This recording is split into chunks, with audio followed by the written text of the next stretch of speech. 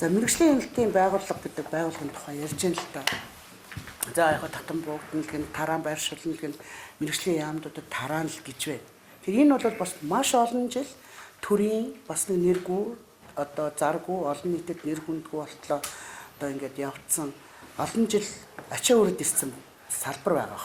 Мэргэжлийн хяналтын газрын үйл ажиллагаатай холбоотой энэ ажил байгууллага бол одоо нэгдсэн тогтолцоод ороод 20 гаруй орчим жил болж.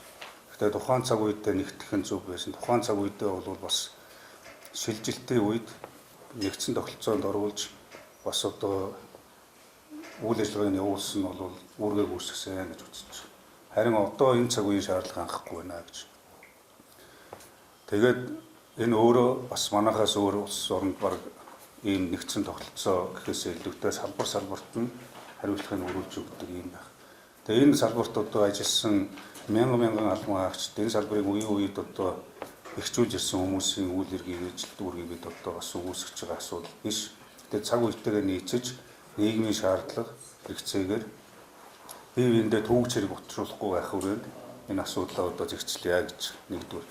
Энэтэй зэрэгцээд ямар ажлууд хийгдсэн гэхээр би жишээ нь ажиллаа аваад бол хэлийн мэргэжлийн хяналтыг гайлын газар руу шилжүүлсэн.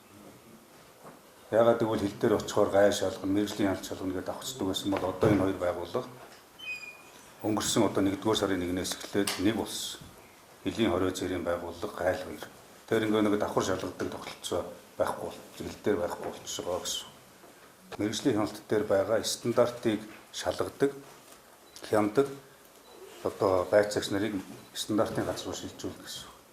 Хүнсний хяналт тавьдаг одоо байцаагч мэргэжлийн хяналтын албан хаагчдыг хүнс хөдөө аж ахуй яам, барилгын яам руу шилжүүлээд ингээд одоо байгаа одоо ажил үүрэг нь бол цаашаа хэвээр үргэлжлээд явна.